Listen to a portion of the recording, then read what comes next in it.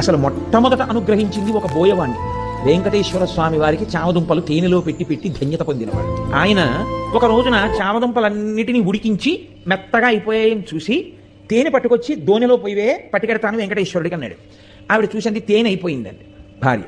ఆయన అన్నాడు, రా మన ఇద్దరం వెళ్ళి తేనె పట్టుకొద్దాం. పక్కన కొడుకుని పిలిచి అన్నాడు, రే నువ్వు ఈ చామదుంపలు జాగ్రత్తగా చూస్తుండు, నేను అమ్మ వెళ్ళి తేనె పట్టుకొస్తాను. అలాగే నాన్నగారండి అన్నాడు. వాడు కూర్చున్నాడు. బోయవాడు భార్య పక్కన ఉన్న అరణ్యంలోకి వెళ్ళారు తేనె కోసం. చేసి తేనె పట్టుకుని వచ్చాడు ఆయన వెంకటేశ్వరుడితో కలిసి తింటాడు. అందుకని ఆ తేనె పట్టుకుని వచ్చే లోపల ఈ పిల్లవాడికి ఆకలేసింది.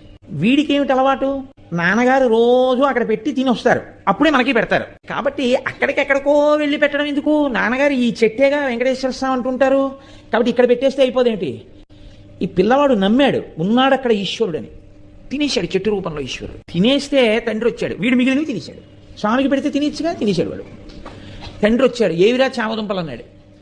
నాన్నగారండి ఈ చెట్టులోనేగా స్వామి ఉన్నారన్నారు, మీరు రమ్మన్నాను, ఆకలేసేస్తోంది స్వామి, ఉండలేను నాన్నగారు వచ్చే వరకు, నేను తినాలంటే మీకు పెడితే కానీ తినద్దంటారు కదా నాన్నగారు, మీరు వస్తే నా స్వామి మీరు తినేద్దరు కానీ నేను తినేస్తాను, రండి స్వామి అని అడిగాను. వచ్చారు, పెట్టాను, తినేశారు.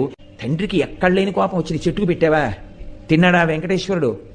ఆయన అమాయకత్వం ఆయింది. ఎంత పనిచేశావురా అని ఆ చేతిలో కత్తి ఒకటి పట్టుకుని వెళ్ళాడు ఆయన. ఆ కోపంలో ఒళ్ళు తెలియకుండా ఆ కత్తి ఎత్తి పిల్లాన్ని కొట్టబోయాడు. చెట్టు రూపంలో ఉన్నాడు వెంకటేశ్వరుడిని నమ్మినటువంటి పిల్లవాడి యొక్క నమ్మకాన్ని రుజువు చేస్తూ ఇలా ఎత్తిన చేతిని చెట్టు రూపంలో ఉన్న వెంకటేశ్వరుడు పట్టుకున్నాడు.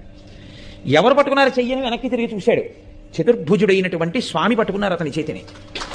ఆయన చూసి Download ShareChat.